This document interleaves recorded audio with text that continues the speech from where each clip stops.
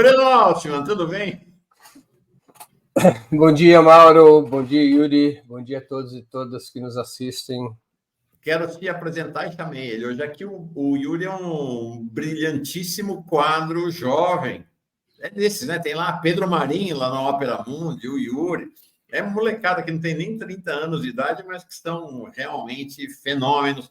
O Yuri aqui é um dos líderes da cobertura internacional. Convidei-o para vir aqui, porque nossos assuntos internacionais são vários e vastos. Mas, Breno, não vou começar com o internacional, ou vou começar algo que talvez tenha interface com o internacional para te perguntar.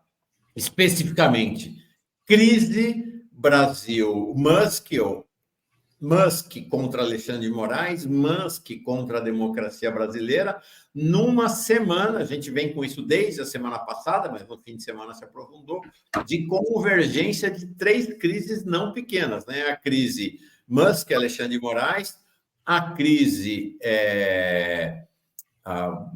Lira e uma parte expressiva do Congresso com o STF, no caso, não Alexandre de Moraes, mas o Flávio Dino, mas o STF como um todo, por conta do orçamento secreto, e crise Folha Alexandre de Moraes, a ponto da Folha fazer um editorial sugerindo que os condenados pelo 8 de janeiro precisariam ser soltos por conta das irregularidades do Alexandre de Moraes. Então, a gente começa a semana com a convergência de três crises, e não são pequenas. Gostaria que você pudesse dedicar mais atenção a essa do Twitter, até porque, como a gente falou aqui, está batendo a crise aqui, está batendo na Venezuela, está batendo na União Europeia, na Austrália, em tudo quanto é canto. Bom dia, Olha, Bruno. Fala. Eu acho que o Elon Musk ele tem uma estratégia, a mesma estratégia de um jogador de futebol que cava um pênalti. Ele quer se apresentar ao planeta como campeão mundial da liberdade de expressão. E ele vai criando atritos com os governos para que os governos se voltem contra ele e ele possa reforçar esse papel. E ele confia que os governos não vão conseguir atingir o âmago do seu negócio, ou seja, não vão conseguir impedir a Rede X de existir. E como a Rede X não é da onde ele tira dinheiro, é da Rede X ele tira protagonismo político. O grupo dele, a Rede X, não existe na acumulação de capital, Elon Musk. Se a gente olhar o mapa dos negócios dele, a Rede X não dá dinheiro, dá prejuízo, ele está pondo dinheiro na Rede X. Mas é pela Rede X que ele se transforma num protagonista. Se ele continuasse como um mero fabricante de carros elétricos e outras mercadorias do tipo, ele seria um empresário comum, um miliardário, claro que influente, prestigioso nos círculos empresariais, nos círculos políticos, mas ele só se transformou num personagem político da envergadura que ele exibe atualmente em função da Rede X. Então, ele utiliza para isso. Né? Aí, cada governo tem que calcular, porque são situações muito diferentes, o que fazer. O que fazer. Por exemplo, essa história de fechar a Rede X na Europa. Eu pago para ver. Porque é um tipo de punição que não afeta o Musk apenas, nem principalmente, afeta milhões e milhões de pessoas que fazem da Rede X sua plataforma de disputa de ideias. Aliás, é a rede mais livre para disputa de ideias, porque as redes controladas pelo grupo Meta, o Facebook e o Instagram, eles têm um nível de controle de algoritmo muito superior ao X. O sistema Meta é um sistema muito mais controlado e fechado. Então, as pessoas que têm vontade, gosto por disputar a opinião pública, e não apenas para retratar suas vidas pessoais, suas histórias pessoais, elas recorrem ao X. A não ser que a União Europeia planeje, como a China, ter uma rede alternativa ao X, substituir o X por uma outra rede semelhante, não vai acontecer de ser fechado o X. Seria um tiro no pé escandaloso, porque faria do Elon Musk um personagem político ainda mais forte. A mesma coisa no Brasil. Você já imaginou se passasse pela cabeça dos ministros da Corte Suprema fechar o X aqui no Brasil? Quem que sairia fortalecido? O Elon Musk e o bolsonarismo. A imagem do pênalti é a mesma, por convergência, é a mesma imagem que o João Brandt, secretário de Políticas Digitais da SECOM, que vem aqui amanhã, por sinal, usou, né? E ele vai dizer exatamente o que você diz aqui, né? Estão forçando um pênalti, tentando jogar no STF o ônus político de uma decisão que tem fundo comercial. É isso. Então, essa é uma situação, eu não tenho nenhuma dúvida, Mauro, nenhuma dúvida. Se o STF decidir por bloquear a plataforma, isso será um ativo entregue nas mãos do bolsonarismo. Mas um ativo poderoso. Poderoso. Agora, curioso, né, Breno, que o que você descreve do Musk, e é isso mesmo, né? Ele comprou por 44 bilhões, hoje vale 20. Né? Então tá lá, tá rasgando. Ele quer 12 bi de dívida. Tem uma certa similaridade, mutatis mutandis, com a Folha, né? Hoje a Folha ganha dinheiro, a família Frias, com o PagBank, que é o banco da família. Mas como nós conhecemos o Luiz Frias, a Folha não tem prejuízo. Não. Mas né, pequenininho, perto do tamanho do que representa empresarialmente. Dizem que a Folha representa hoje 6% da receita do grupo. Exatamente. Então, mas por outro lado, o Musk, né? É de onde ela usufrui. Agora, mas o Luiz Frias não quer, ao contrário do Musk, ele não quer ser um personagem, né? Ele quer que a Folha se mantenha influente, ele usa a Folha. Mas o Musk, ele quer ser um personagem na política. Para ele, a conta de 44 bi menos 20, vamos dizer, ele já deve ter perdido, pelos preços de hoje, levando em conta o mercado acionário, ele perdeu uns 20, 25 bilhões de dólares. É o preço dele construir uma imagem política mundial. Para a fortuna que ele detém, é suportável. Ele quer ser isso, ele quer ser um personagem mundial. Agora, fechando esse tema Brasil, e aí vou para o internacional com o Yuri, essa convergência, né, dessa crise, né, Folha, PagBanco, Luiz Frias, mais X com Musk, mais Câmara com o Lira, sobretudo, estou falando dos representantes, né, os líderes.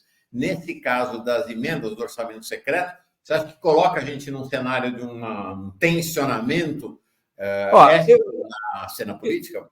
Eu acho que nós estamos... O pano de fundo dessas crises todas, eu creio que é o mesmo, que tem a ver com o equilíbrio de forças no país. O país, grosso modo, ele tem 3 blocos. Tá? E forças políticas que trafegam entre esses 3 blocos. Você tem a extrema-direita, você tem a esquerda e você tem a direita liberal. Esses são os 3 blocos. Tá certo? Pois bem, houve uma aliança em 2022 que persiste até hoje, ao menos no âmbito institucional e partidário, uma aliança entre a esquerda e a direita liberal para derrotar a extrema-direita. Em 2018, essa direita liberal esteve com a extrema-direita para derrotar a esquerda. A direita liberal, junto com a extrema-direita, apoiou o golpe contra Dilma em 2016, apoiou a Lava Jato, apoiou o Bolsonaro, com exceções, com algumas exceções. Eles estiveram juntos, a direita liberal e a extrema-direita, porque o alvo era derrubar o governo Dilma e estabelecer, nas eleições de 2018, um novo governo de direita no país. No entanto, o Bolsonaro, ele, ao assumir o controle do campo conservador, do campo da burguesia no país, da liderança política do campo da burguesia, ele escanteou muito a direita liberal. A direita liberal imaginava que poderia domesticá-lo e não conseguiu. A direita liberal se deu conta que, enquanto o Bolsonaro fosse presidente da República, ele impediria que a direita liberal voltasse a ter o protagonismo de antes. Isso fez a direita liberal pendular para uma aliança com a esquerda. Ao pendular para uma aliança com a esquerda, o STF, claro, apoiado por eventos como a Operação Vaza Jato, aquela coisa toda, Operação Spoof, mas o STF, quando a direita liberal pendula contra o Bolsonaro, o STF anula a condenação do Lula, restabelece a condenação, a possibilidade de prisão somente em caso de sentença transitada em julgado. Se estabelece, passa a existir essa aliança política entre a direita liberal e a esquerda, representada pela chapa Lula-Alckmin, e isso derrota o Bolsonaro. Essa direita liberal, no entanto, ela quer ressurgir como protagonista, ela não está satisfeita nessa posição de ator coadjuvante. A direita liberal quer ressurgir. Para ressurgir, essa direita liberal ela tem que continuar batendo no Bolsonaro, porque o Bolsonaro não pode se recuperar, mas ela tem que criar o máximo de problemas possíveis para o Lula. Ela tem que desgastar o governo Lula de tudo que é jeito, de todas as formas, para impedir que o Lula continue a ter força para estabelecer a frente ampla ao redor dele. Então a direita liberal começou a pendular novamente. Não toda ela.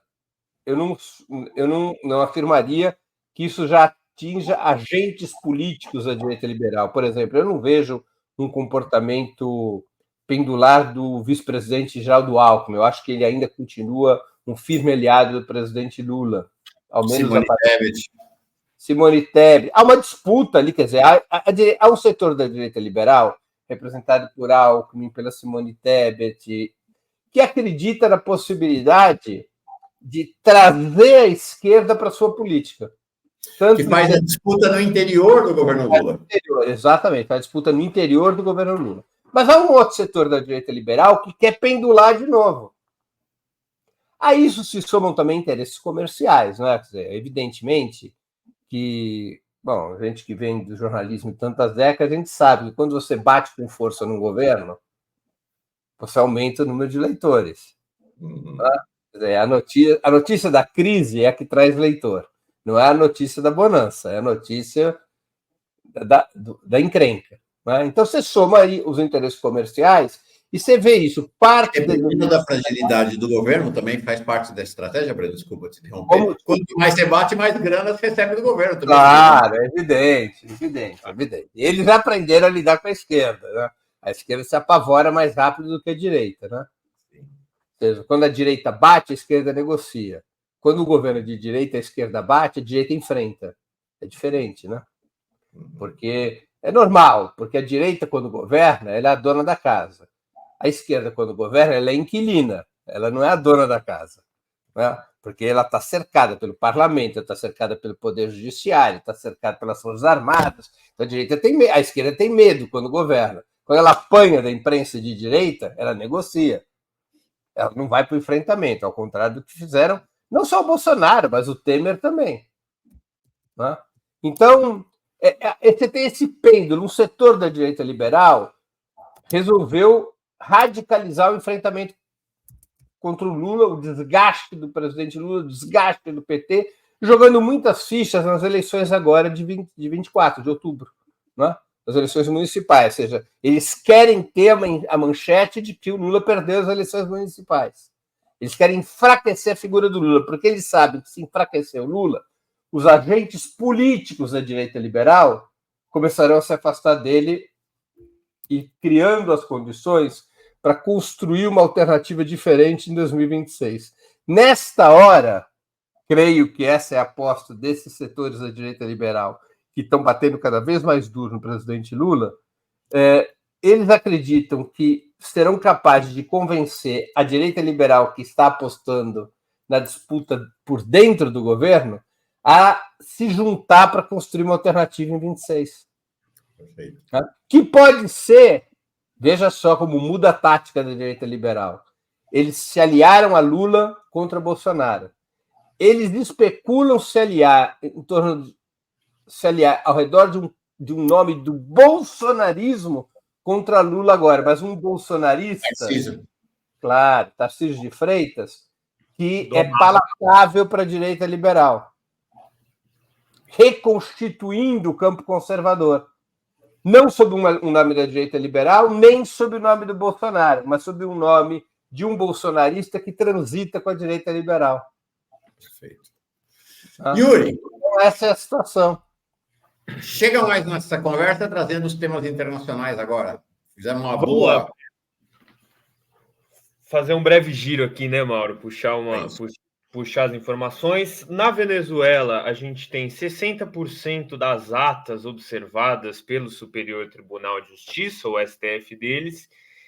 E uma coisa que eu tenho sentido, Breno, eu acho que eu gostaria de perguntar para você, é que a pressão internacional dos Estados Unidos, da Argentina do Milei, da União Europeia, ela tem se arrefecido parcialmente, porque, e aí eu gostaria de saber se essa hipótese faz sentido. Parece que os atores do Ocidente não sabem como dar um golpe na Venezuela e não tem encontrado essas alternativas, e por isso essa narrativa tem caído cada vez mais na mídia. No sentido de que a Venezuela está saindo de pauta na mídia liberal. Ela vai, aos poucos, saindo da pauta.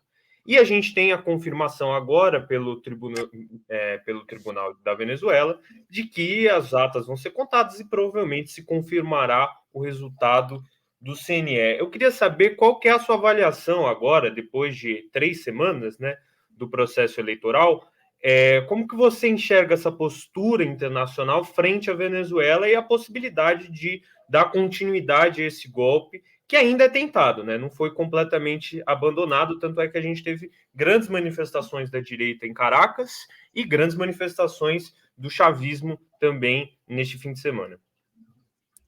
Olha, Yuri, eu acho que a situação na Venezuela deve ser compreendida separando 2 aspectos. A situação interna se normalizou. O que nós tivemos no sábado foi uma situação normal em um regime democrático, seja nos regimes democráticos liberais, seja nesse tipo de novo sistema político que a Venezuela tenta construir e que eles denominam de democracia protagônica e participativa ou de Estado de poder popular. Nós tivemos manifestações do chavismo muito volumosas, espalhadas pelo país, e manifestações da oposição em menor número e concentradas em 2 ou 3 estados. Então isso é normal. As instituições do país voltaram à sua normalidade, o comércio está funcionando, os serviços estão funcionando, a indústria está funcionando, não há abalos na vida do país. Aquela onda de violência dos primeiros dias provocada pela extrema-direita foi contida, com um grau repressivo bastante baixo, porque para o tamanho daquela onda de violência, eles tiveram... É curioso, porque o governo anuncia um número de presos maior do que o que a oposição anuncia. Eu nunca vi isso na vida, Mauro. O governo diz que são 2.500 presos, a oposição diz que são só 1.400. É que tem uma lógica. O Maduro não quis mostrar que está reprimindo pouco, ele quis mostrar que está reprimindo mais do que está reprimindo. Para firmar a posição de que eles não iam conseguir controlar o país. Então, um grau de repressão. Quantos foram presos no Rio de Janeiro aqui? 1.200, se eu não me engano. 1.200. 1.200. Veja só, 1.200. Nos Estados Unidos também, 1.200 no Rio de Janeiro. Por um grau de violência muito menos espalhado do que na Venezuela. Na Venezuela, nós tivemos 60, 70 focos de violência pelo país, destruindo hospitais, destruindo prédios públicos, destruindo centros eleitorais. Eu estava lá nos dias da violência e era um negócio que você não conseguia chegar no aeroporto. O aeroporto foi tomado pela oposição. Então, você tem ali um grau de repressão relativamente baixo, houve mortes, 25 mortes no conflito, porque as forças de segurança intervieram, as forças policiais, não foram empregadas as forças militares. Na Venezuela é proibido empregar forças militares em conflitos internos, a Guarda Nacional Bolivariana é que agiu, os coletivos chavistas também agiram, houve confronto, nesse confronto morreram gente de um lado, gente do outro, são 25 mortos, segundo o procurador-geral, segundo a oposição, são 24. De novo, você tem aí uma discrepância curiosa. Né? Sem precedentes isso, sem precedentes. Né? Eles anunciaram ali 25 mortos, 193 feridos.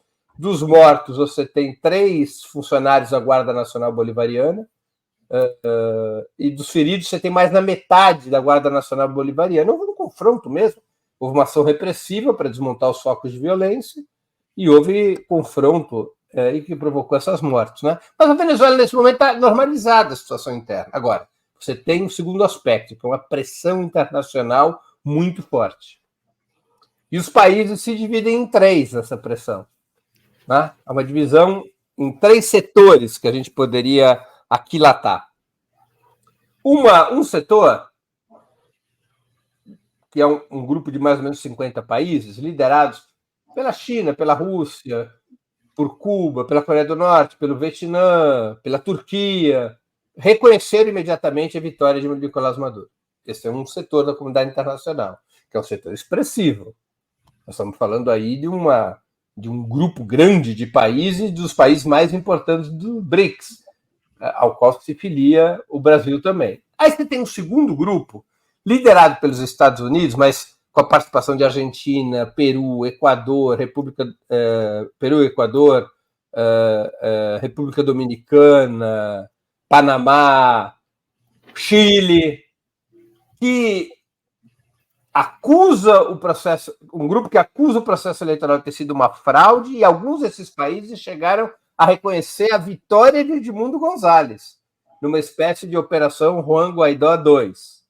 E você tem um terceiro grupo de países, que é onde está o Brasil, a Colômbia, ainda está o México, que não reconhecem ainda a vitória de Nicolás Maduro, mas não acusam, ao menos abertamente, do processo eleitoral ter sido fraudulento, e menos ainda reconhece a vitória de Edmundo Gonzalez. Né?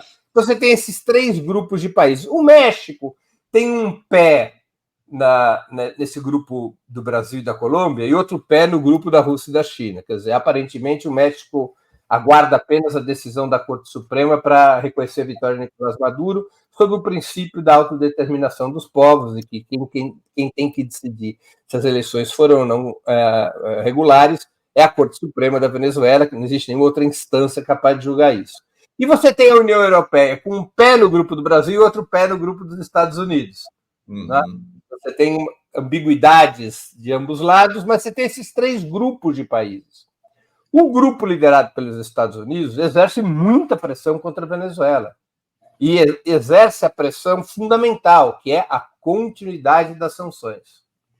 O grupo liderado pelo Brasil tenta encontrar, como é próprio da tradição do Itamaraty e da política petista, da política do governo Lula, especialmente nessa sua terceira administração, tenta buscar uma solução negociada, que é cada vez mais difícil.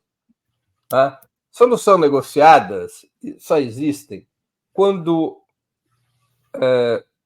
algum dos lados, ou ambos lados, tem o risco de perder. No caso, a solução negociada com o governo Nicolás Maduro não tendo o risco de perder, o Nicolás Maduro não sairá do governo. Eles têm força política e eleitoral, força social e força militar para continuar no governo. Isso não vai acontecer. Eles demonstraram, mais uma vez, que possuem uma enorme capacidade política, social e militar e internacional de suportar tentativas golpistas. Então, essa possibilidade de uma solução negociada, ela é exígua. Né? Esse terceiro bloco no qual está o Brasil, ele tem funcionado objetivamente como uma reserva de força do bloco liderado pelos Estados Unidos.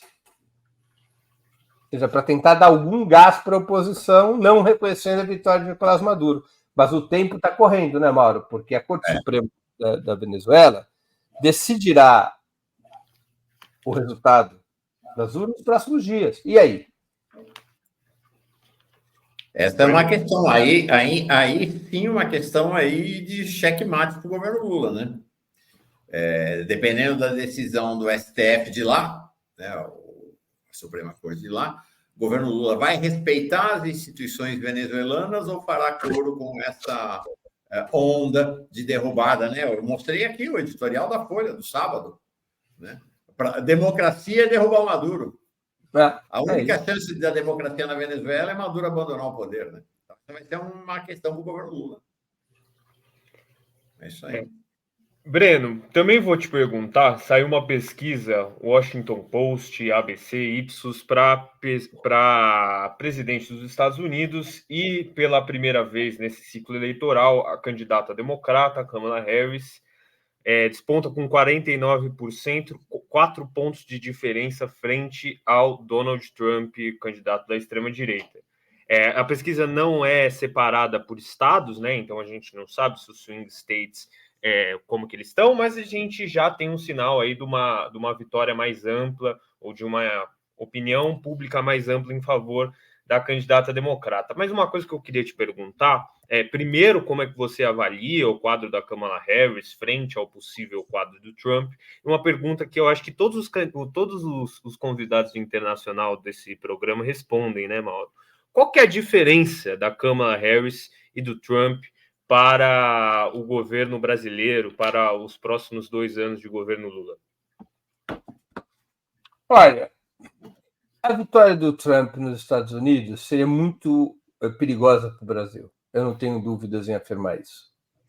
Significaria um gás para o bolsonarismo de sensível importância. Não é? Ou seja, não é possível analisar as eleições americanas tendo como base um interesse, uma abordagem internacional única, porque para cada situação o resultado é diferente. Para o Brasil e para a América Latina, a vitória do Trump é um mau negócio. É um mau negócio. Representaria um reforço de Bolsonaro aqui, de Milei na Argentina, de Cast no Chile e assim por diante.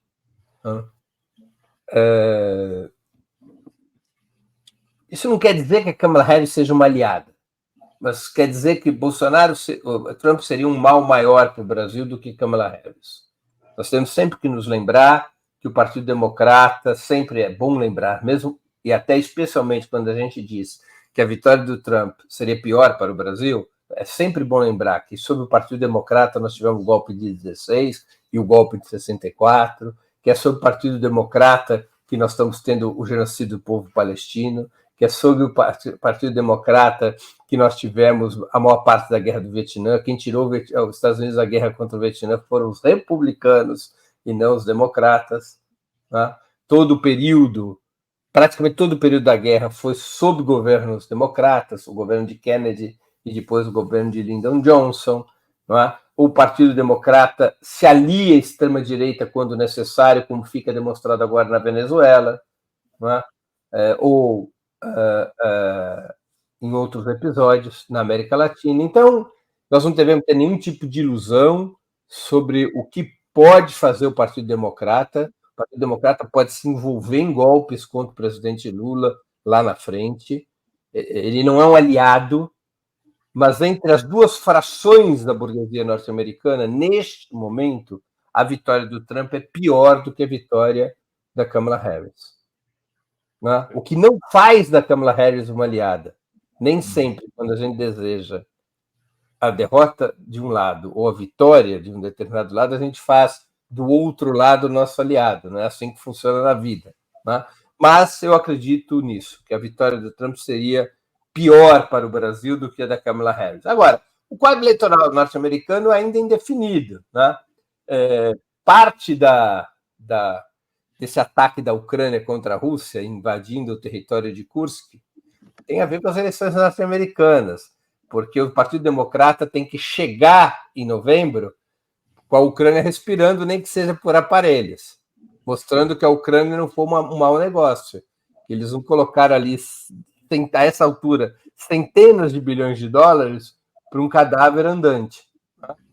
Então, Kursk, os Estados Unidos miraram Kursk não porque tivesse algum valor estratégico na guerra contra a Rússia, mas principalmente porque o Partido Democrata, o governo Biden e a candidatura da Kamala Harris precisa da Ucrânia respirando. Da mesma maneira que eles precisam fazer demagogia sobre a Palestina.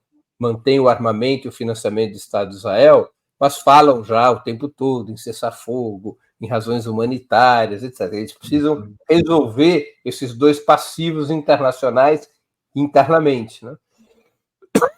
Agora, só para concluir, eu não tenho dúvidas de que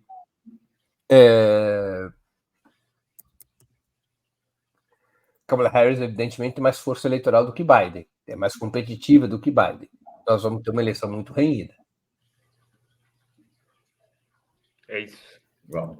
Bom, e o cenário para os democratas, gente, apesar dessa liderança da Kamala Harris, não é confortável eleitoralmente, né? Historicamente, como a eleição lá é indireta e o colégio eleitoral pende para os republicanos, para ganhar no colégio eleitoral, os democratas têm que ter uma diferença no voto popular maior. Né? Vamos lembrar, Hillary Clinton ganhou do Trump na eleição do voto popular e perdeu no colégio eleitoral. Então, 2 pontos percentuais de diferença não resolve a vida para os democratas. Precisa ampliar essa diferença no voto popular para ter maioria no colégio eleitoral. Yuri, está por aí? Acho que congelou a imagem do Yuri. Opa, congelou mesmo. Breno, então você está precisando sair para encerrar, enquanto o Yuri descongela do lado de lá. Ainda uma última questão para ti é o cenário, ainda na esfera internacional, mais especificamente da Ucrânia. Você falou dessa ofensiva ucraniana em Kursk como uma ofensiva com caráter muito mais propagandístico do que militar. Está tendo efeito, né? Do ponto de vista propagandístico, está funcionando, mas as informações têm que eles vão entregar as tropas ucranianas para serem massacradas pelos russos, né? A hora que eles fecharem o cerco ali. Né? Olha, simultaneamente ao ataque ucraniano sobre Kursk, a Rússia avançou ainda mais no Donbas, né? Exatamente. Ela consolidou o controle sobre o leste da Ucrânia, sobre essa região onde se concentra uma maioria de origem russa, que é o que importa estrategicamente, né? Ou seja, os ataques sobre Kursk, eles têm um valor simbólico, incomodam a Rússia vai dar o troco, mas ele não tem efeito estratégico, não muda o curso da guerra, ao contrário, cria para a Ucrânia um eventual desequilíbrio militar, porque a Ucrânia moveu tropas para Kursk que podem fazer falta no Donbas, ou podem fazer falta até mesmo na proteção da capital, de Kiev. Né?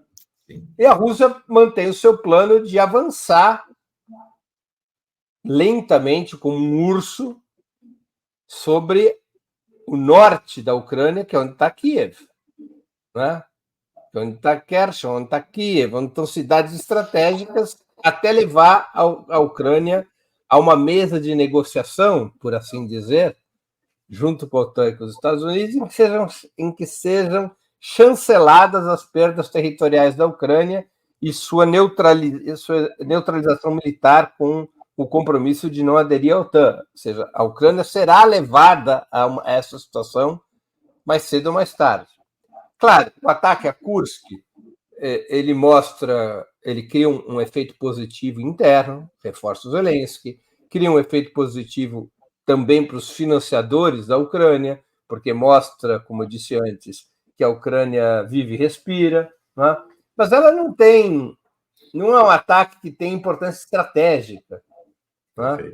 Não tem importância estratégica. E a Rússia já reorienta suas tropas para conter Kursk. A Ucrânia não consegue ir muito além. A Ucrânia não vai entrar no território russo e sair passeando. Né? Ou seja, a Rússia foi pega de surpresa. Há falhas no sistema defensivo russo, é evidente desde o início da guerra, foram ficando evidentes falhas no sistema defensivo. Mas a Rússia vai corrigindo essas falhas. Eles têm reserva de forças para corrigir essas falhas. Tem uma população muito grande, ele tem uma capacidade de convocação de tropas grande, tem uma indústria de defesa autônoma, possui uma capacidade industrial de municiar as tropas, então ele vai reorganizar. A Ucrânia está destruindo pontes para atrasar esse reforço russo ali na região de Kursk, mas é uma questão de tempo. A Ucrânia vai ser obrigada a recuar, todo mundo sabe disso. Tá? Ela pode recuar já e manter ainda um simbolismo de que atacou e voltou ilesa, ou ela vai recuar derrotada, né? Vai recuar sob o impacto do avanço do exército russo. Né? Eu acho que não há estruturais na correlação de forças da guerra. Legal. Breno tinha que ter saído já faz 5 minutos. Obrigado por ter estendido aqui tua agenda com a gente. Acho que é uma boa conversa para fazer o balanço da semana passada e abrir a semana. Obrigado, Breno. Boa semana para ti. Obrigado, Mauro. Um grande abraço. Um abraço a todos e a todas. Tchau, tchau.